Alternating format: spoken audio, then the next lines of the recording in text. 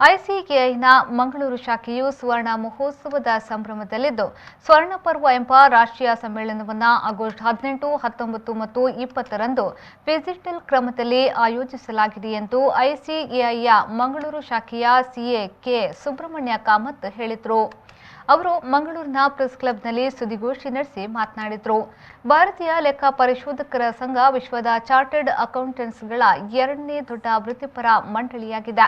ನವದೆಹಲಿಯಲ್ಲಿ ತನ್ನ ಕೇಂದ್ರ ಕಚೇರಿಯನ್ನ ಹೊಂದಿದ್ದು 160ಕ್ಕೂ ಹೆಚ್ಚು ಶಾಖೆಗಳನ್ನು ಐಸಿಎಐ ಪ್ರಾದೇಶಿಕ ಮಂಡಳಿಗಳು ಮತ್ತು ವಿದೇಶದಲ್ಲಿ 35 ಅಧ್ಯಾಯಗಳನ್ನು ಹೊಂದಿದೆ. ಇದೀಗ ಮಂಗಳೂರು ಶಾಖೆಯು ಸುವರ್ಣ ಮಹೋತ್ಸವದ ಸಂಭ್ರಮದಲ್ಲಿದೆ. ಸ್ವರ್ಣ ಪರ್ವ ಎಂಬ ರಾಷ್ಟ್ರೀಯ ಸಮ್ಮೇಳನವನ್ನು ಆಯೋಜಿಸಲಾಗಿದೆ. ಆಗಸ್ಟ್ 18ರಂದು ಉದ್ಘಾಟನಾ ಕಾರ್ಯಕ್ರಮ ನಡೆಯಲಿದ್ದು, ಸಂಸತ್ತಿನ ಸದಸ್ಯರಾದ ಅರುಣ್ ಸಿಂಗ್ ಅವರು ಉದ್ಘಾಟಿಸಲಿದ್ದಾರೆ. ಸುವರ್ಣ ಶಿಖರವನ್ನು ತಲುಪುವ ಈ ಸುವರ್ಣ ಉತ್ಸವವು ಮಂಗಳೂರು ಶಾಖೆಗೆ ಹೆಚ್ಚಿನ ವೈಭವವನ್ನು ನೀಡುತ್ತಿದೆ. ಈ ಸಂದರ್ಭದಲ್ಲಿ ವಿವಿಧ ಕ್ಷೇತ್ರಗಳಲ್ಲಿ ಸಾಧನೆ ಮಾಡಿದ ಅನೇಕ ಸಿಎಗಳನ್ನು ಸಮಾಜಕ್ಕೆ ನೀಡಿದ ಕೊಡುಗೆಗಾಗಿ ಗುರುತಿಸಿ ಗೌರವಿಸಲಾಗುತ್ತದೆ ಎಂದು ಹೇಳಿದರು. This year we are celebrating concluding of 50th year, that is the golden jubilee of this our branch. Our branch is started on August 18th 1971, and this year we are completing 50th year, and this is possible only because of the efforts of our senior members.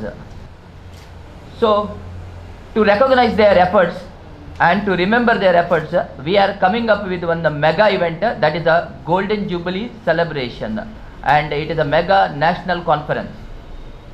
You know that we have maintained our dignity of CA fraternity at a very high level.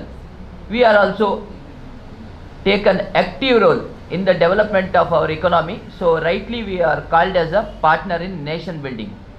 CAs always, whenever there are changes in the tax structure or any other changes in the income tax act or any other act, we bring to the notice of the society or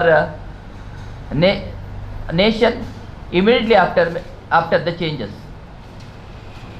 By considering all these things, focusing all these points, we have come up with the mega national conference on various subjects, the details of which we will be discussing a little while from now.